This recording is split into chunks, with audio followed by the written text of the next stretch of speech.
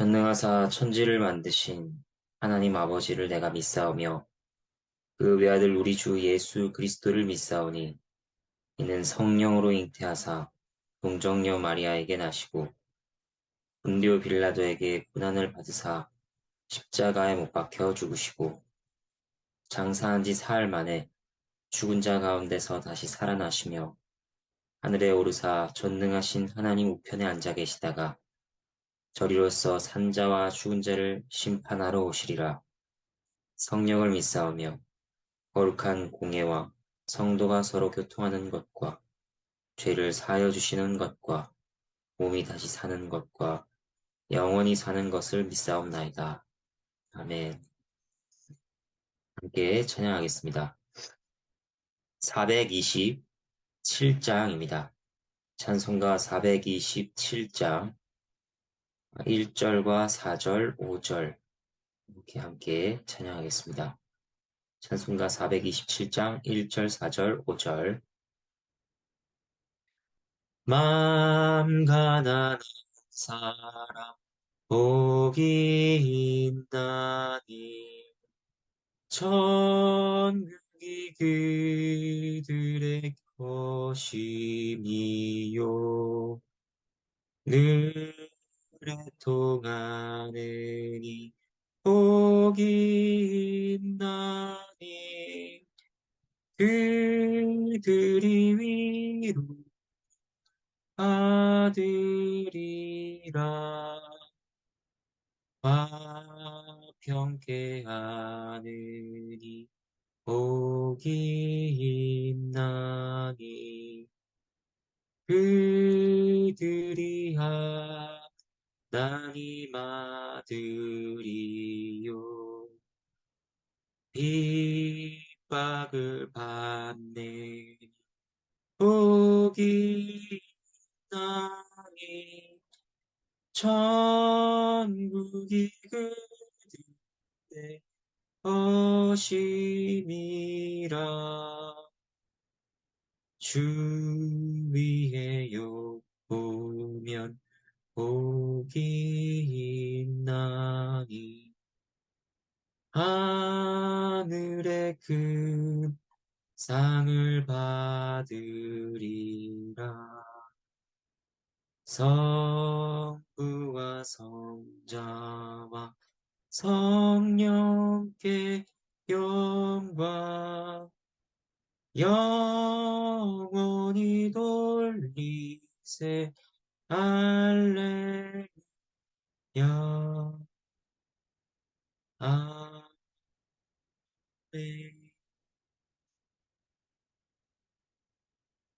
오늘 함께 살필 하나님의 말씀은 로마서 13장 1절에서 14절 말씀입니다. 로마서 13장 1절에서 14절 제가 하나님의 말씀을 붙들어 읽겠습니다. 1절과 2절 말씀입니다. 각 사람은 위에 있는 권세들에게 복종하라. 권세는 하나님으로부터 나지 않음이 없나니 모든 권세는 다 하나님께서 정하신 바라. 그러므로 권세를 거스르는 자는 하나님의 명을 거스름이니 거스르는 자들은 심판을 자취하리라. 앞의 12장에서 바울은 박해하는 자를 축복하고 모든 사람 앞에서 선한 일을 도모하라고 했습니다. 그리고 모든 사람과 화목하라. 친히 원수를 갚지 말라고 했습니다. 악에게 지지 말고 선으로 악을 이기라고 했죠. 이어서 바울은 권세들에게 복종하라고 합니다. 당시 권세를 가진 자들은 어떤 자들이었는가? 권세를 행사했던 로마 관리와 병사들이 있을 것입니다. 그리고 유대인으로서는 사내들인 공예 같은 것도 떠올릴 수 있을 것입니다. 그런데 그들은 당시 그리스도인들에게 어떤 자들이었습니까? 억압하는 자요, 박해자며 핍박자들이라 할 수 있습니다. 그럼 그들의 악행에도 불구하고 원수를 갚지 말고 선을 행해야 하는가? 그들을 축복해야 하는가? 그렇습니다. 12장에서 말씀하신 것이 그것입니다. 그리고 이에 더해 특별히 바울은 그러한 자들에게 있는 권세의 성격이 어떤 것인지를 알려줍니다. 그것은 바로 하나님께로부터 났다는 것입니다. 모든 권세는 하나님께서 주신 것이지 하나님과 상관없는 권세란 없다고 합니다. 우리는 하나님께서 교회뿐 아니라 온 세상을 다스리신다는 것을 믿어야 합니다. 새 한 마리가 땅에 떨어지거나 우리의 머리카락 하나가 떨어지는 것조차 하나님의 손 안에서 이루어지는 일인 것처럼 어떤 누군가가 힘을 가지고 권세를 가지는 것 역시 하나님의 주권 아래에 있는 것입니다. 이러한 진리는 이미 구약에서부터 계속해서 알려주신 바입니다. 누가 사람을 낮추기도 하고 높이기도 하는가? 하나님이시라고 선언합니다. 그렇기 때문에 다윗은 사울이 자신을 박해했음에도 불구하고 하나님께서 기름 부어 세우신 자를 자신이 감히 칠 수 없다고 고백했었죠. 현재 우리가 살아가는 세상도 마찬가지입니다. 우리가 권세자들을 보며 가져야 할 인식입니다. 그들 뒤에서 보이지 않지만 그들을 세우신 하나님을 보는 것입니다. 그래서 그들에게 복종하는 것은 그들에게 권위를 주신 하나님께 복종하는 것입니다. 우리는 갈등합니다. 저런 형편없는 인간에게조차 복종해야 하는가? 그것이 맞는 것인가? 옳은 것인가? 하나님의 말씀은 그렇다고 하십니다. 부모를 공경하라는 말 앞에 훌륭한 부모이면 공경하라는 수식이 없는 것과 마찬가지입니다. 우리는 하나님께 복종하기 때문에 하나님께서 권세를 주신 자에게도 복종하는 것입니다. 그리고 다른 한편으로 권세를 가진 자에게 요구되는 것도 있습니다. 자신의 위치와 자리, 자신이 가진 권세에 대해 마치 자신의 것인 양 의스대지 않아야 한다는 것입니다. 그것은 하나님께 받은 것입니다. 원래부터 자신의 소유였거나 아니면 자신의 탁월함으로 획득한 것이 아니라는 것입니다. 언제든지 하나님께서 거두어 가실 수 있는 것임을 기억하며 주신 분께 복종하는 마음으로 그것을 사용해야 합니다. 이어서 바울은 사람들에게 권세를 주신 목적을 알려줍니다. 3절부터 4절 말씀입니다. 다스리는 자들은 선한 일에 대하여 두려움이 되지 않고 악한 일에 대하여 되나니 내가 권세를 두려워하지 아니하려느냐 선을 행하라 그리하면 그에게 칭찬을 받으리라. 그는 하나님의 사역자가 되어 내게 선을 베푸는 자니라. 그러나 내가 악을 행하거든 두려워하라. 그가 공연히 칼을 가지지 아니하였으니 곧 하나님의 사역자가 되어 악을 행하는 자에게 진노하심을 따라 보응하는 자니라. 권세자들에 대한 호칭에 주목하시길 바랍니다. 바울이 그들에 대해 뭐라고 하나요? 하나님의 사역자라고 합니다. 하나님의 말씀을 맡은 자들을 하나님의 일꾼이요, 사역자라 부르는데, 그처럼 다스리는 자들 역시 하나님의 일을 하는 자들이라고 합니다. 그렇다면 그들이 행하는 하나님의 일은 무엇입니까? 악을 행하는 자에게 보응하는 것입니다. 그리고 선한 일을 하는 자는 보호하는 것이죠. 하나님께서는 이 일을 위해 권세를 부여하십니다. 이것으로 사회의 질서가 세워집니다. 이러한 일은 사회 질서를 위해 당연히 필요한 것입니다. 믿지 않는 자라 하더라도 이러한 일이 옳다는 것을 압니다. 이렇게 권세를 통해 질서를 유지하시는 것은 하나님의 자비죠. 믿지 않는 세상이 마음대로 굴러가게 내버려 두시는 것이 아니라 질서를 유지하시며 보존하시는 것입니다. 그리고 궁극적으로 이러한 사회 질서는 그 속에서 살아가는 하나님의 자녀들을 보호하기 위한 것이기도 합니다. 그렇다면 권세 아래 있는 자와 권세를 가진 자가 취할 적용이 무엇이겠습니까? 권세 아래 있는 자들은 마땅히 그 권세를 인정하고 존중해야 된다. 그리고 악을 행하면 두려워해야겠지만 그것이 아니라면 두려워할 필요가 없다. 그저 스스로가 선을 행하는데 애써야 한다는 것입니다. 그리고 권세를 가진 자들은 어떻게 해야 합니까? 권선징악의 원리에 애써야 한다는 것이죠. 이에 대해 관심이 없고 그저 스스로의 이득을 취하려고 한다면 하나님께서 주신 권세를 악용하는 것입니다. 그리고 결국 그러한 죄에 대해 그는 책임을 져야 합니다. 5절에서 7절 말씀. 그러므로 복종하지 아니할 수 없으니 진노 때문에 할 것이 아니라 양심을 따라 할 것이라. 너희가 조세를 바치는 것도 이로 말미암음이라. 그들이 하나님의 일꾼이 되어 바로 이 일에 항상 힘쓰느니라.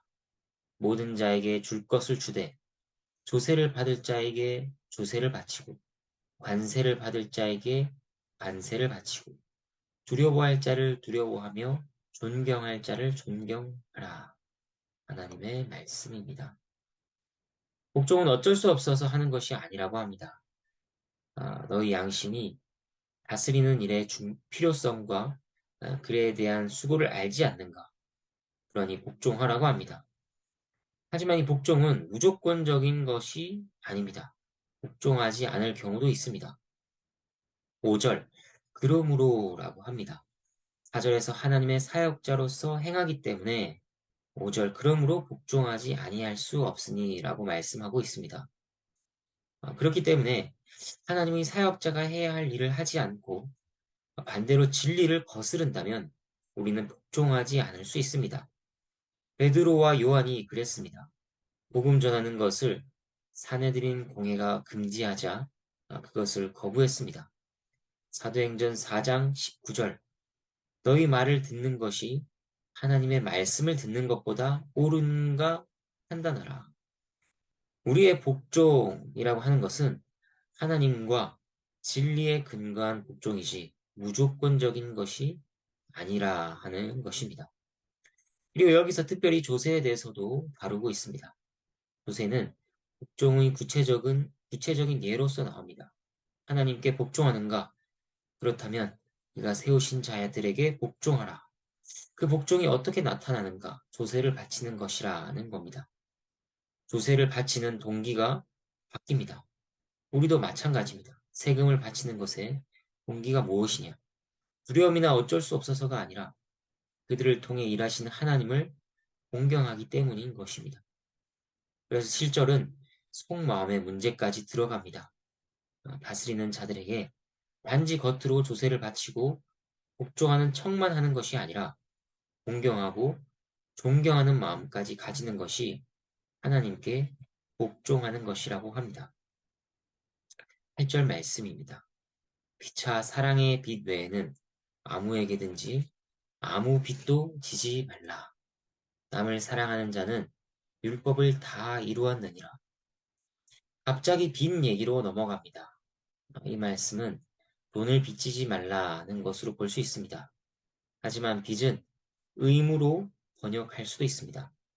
그러니까 앞에서 다스리는 자들에게 복종하고 조세를 내는 것이 마땅한 의무이듯이 어떤 자리에서 무엇을 하든 마땅히 해야 할 의무를 다하라는 말씀입니다. 그것을 저버리는 것으로 의무의 빚을 져서는 안 된다는 것입니다. 백성은 백성의 의무를, 다스리는 자는 다스리는 자의 의무를, 사장은 사장의, 직원은 직원의, 서로 간의 모든 의무를 충실히 행해야 합니다. 하지만 여기서 예외가 있죠.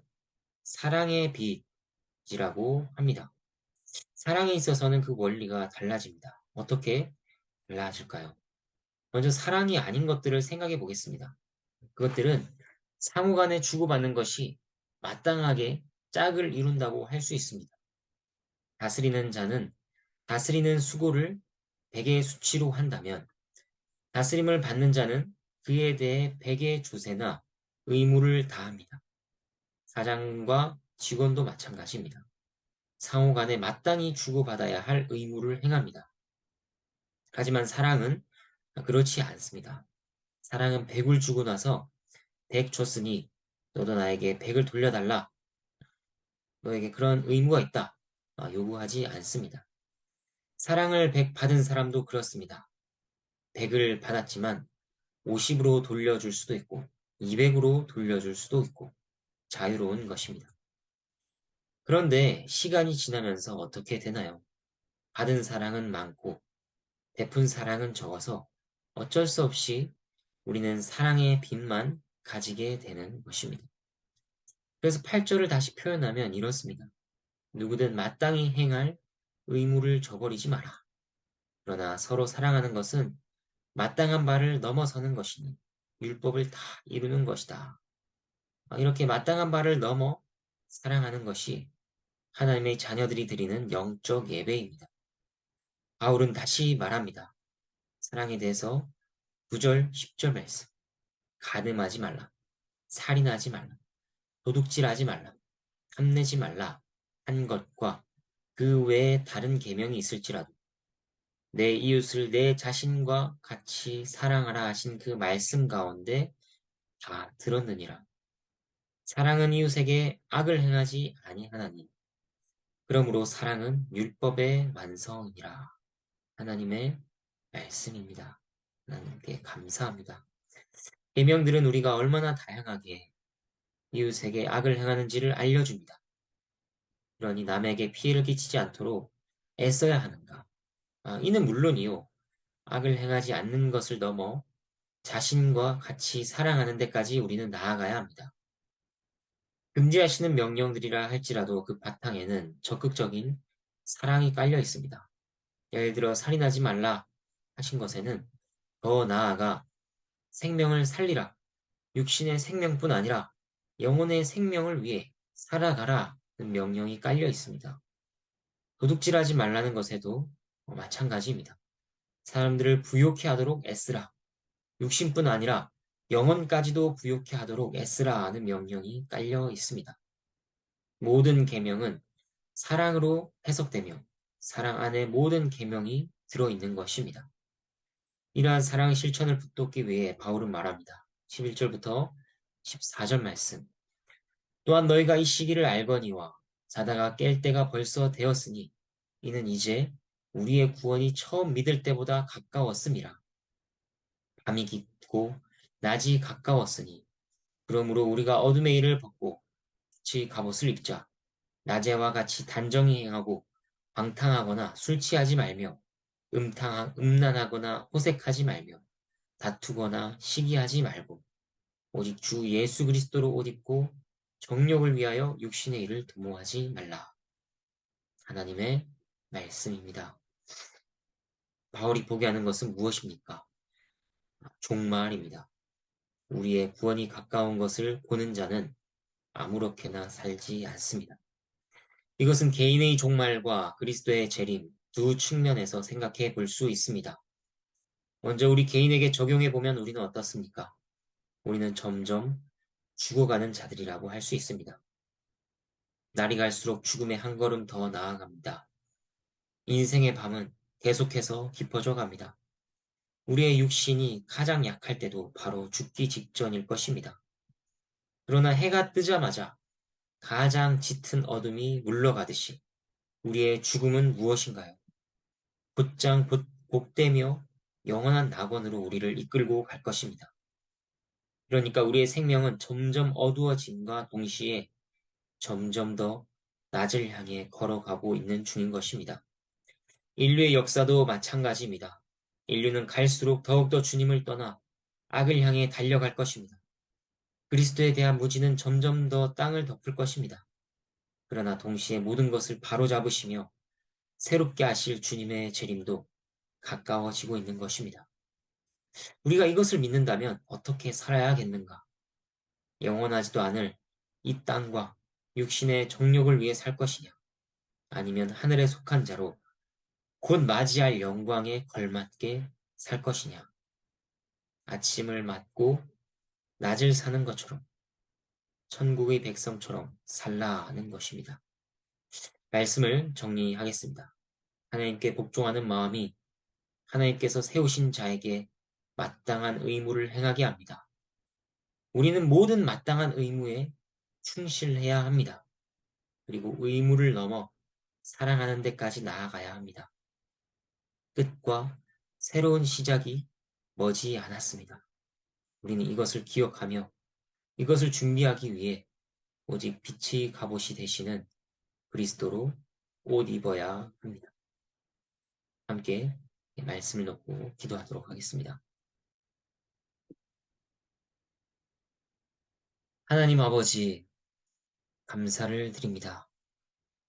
오직 은혜로 말미암아 구원을 받은 자들이 어떻게 감사의 삶을 살아갈 것인가 하는 것을 저희에게 말씀하여 주시니 감사드립니다. 이 말씀이 저희의 영혼을 깨우고 저희의 영혼을 각성하여 오늘도 살아가게 하여 주시옵소서. 삶의 모든 것들을 주님께 맡겨드리고 주님을 인정하며 주님께 복종하는 마음으로 살아가게 하여 주시옵소서. 주님 앞에 무릎을 꿇는 그 마음이 삶의 구석구석 여러 가지 모습으로서 드러나게 하시고 하나님께서 영광을 받으시기를 원합니다. 모든 율법이 사랑 안에 있으니 저희가 그 사랑의 사람들이 되게 하시고 그 사랑을 위해 애쓰게 하시고 하나님께 사랑을 구하게 하여 주시옵소서. 저의 마음은 비어 있고 사랑할 힘이 전혀 없으니 성령 하나님께서 도우셔서 오늘 하루도 사랑하며 살아갈 수 있도록 은혜를 내려 주시옵소서. 하나님께서 베푸신 그 사랑을 깊이 묵상하며 더 깊이 깨닫게 하시고 그 사랑으로 말미암아 사랑하는 일들이 더욱더 풍성히 드러나게 해 주시옵소서. 감사를 드리며 예수님 이름으로 기도합니다. 네. 주님께서 가르쳐 주신 기도로 함께 기도하겠습니다. 하늘에 계신 우리 아버지여, 이름이 거룩히 여김을 받으시오며 나라가 임하시오며 뜻이 하늘에서 이루어진 것 같이 땅에서도 이루어지이다. 오늘 우리에게 일용할 양식을 주시옵고 우리가 우리에게 죄 지은 자를 사하여 준 것 같이 우리 죄를 사하여 주시옵고 우리를 시험에 들게 하지 마시옵고 다만 악에서 구하시옵소서. 나라와 권세와 영광이 아버지께 영원히 있사옵나이다. 아멘.